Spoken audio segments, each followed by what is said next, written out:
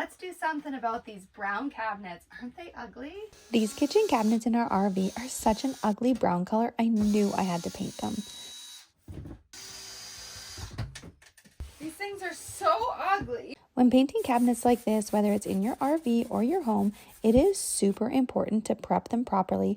Otherwise, the paint just won't stick very well and it won't last.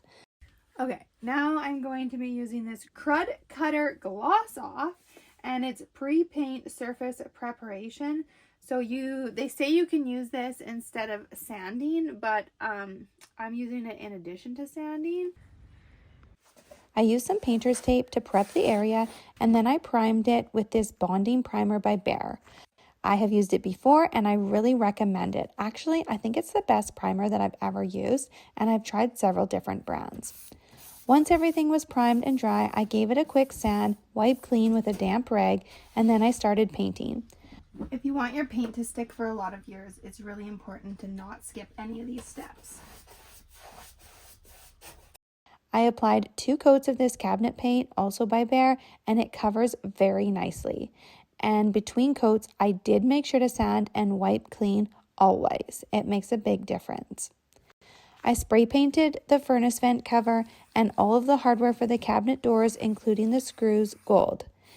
And because we couldn't just stop there, I primed the back wall and applied peel and stick tile. When everything was good and dry, I assembled it all back together with the painted hardware and the screws, and I did purchase new gold knobs. And that's how I use paint to transform our RV from boring brown to cozy cute. What do you think? I can't believe it. Doesn't it look so good? I hope this inspires you to get creative with paint and paint your own cabinets, whether it's in an RV or in your home. Thanks for watching Hometalk. See you next time. I grabbed these wood paint sticks and turned them into the most beautiful feature door. I removed the door handle from our travel trailer door and gave the door a light sand with 150 grit sandpaper. I wiped it clean with a damp rag and then dried it.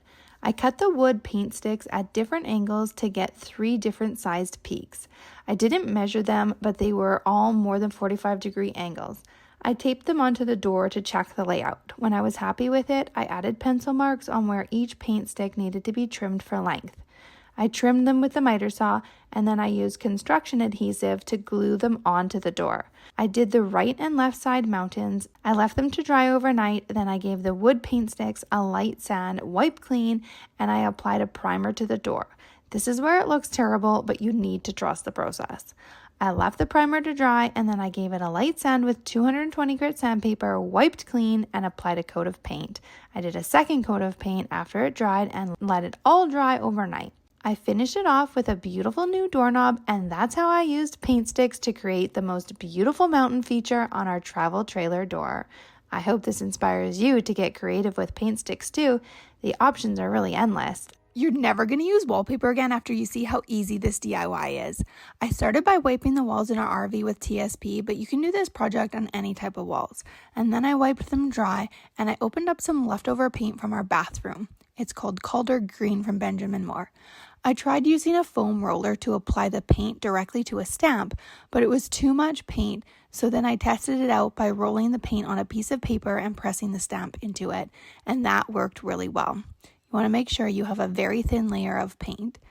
The paper was a bit thin, so I ended up switching to a plastic plate, and I would roll out a thin layer and press the stamp into the paint and then press it on the wall. I altered between 3 different dinosaur stamps, and I stamped them with the paint all throughout my son's bunk nook in our RV, but this could be a fun project for any room or wall in your home.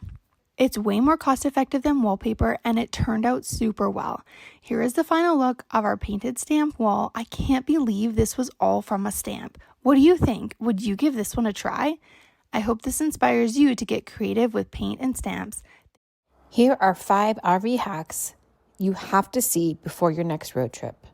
First, tired of your pantry falling out all over the place after you drive? Organize it with some bins to keep the food inside your closets. Next, add a net to attach to your pantry, and this helps to keep everything inside. No more issues with food spilling out.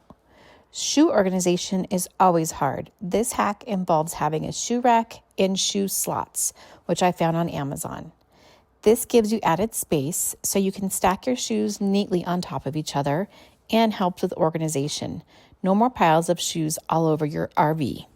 Another genius hack is to help make your living room a little bit more cozy by diffusing the light from above.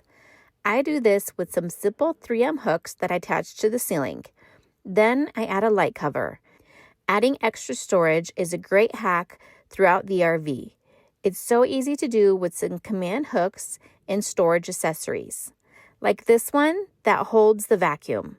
We add hooks throughout the RV to hold brooms, hats, hoodies, towels, you name it, and we are hanging it on a hook.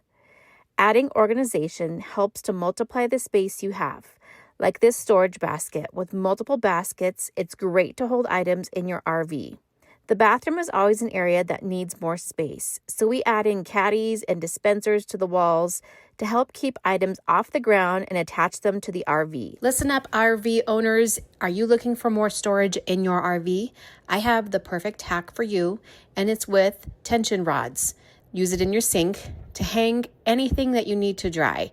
If you want to use the same size rod, you can find areas where you need more hanging storage. We always have our dog's leashes on the ground and their harness, so we threw this one over the coat rack and it's great. Everything stays off the ground.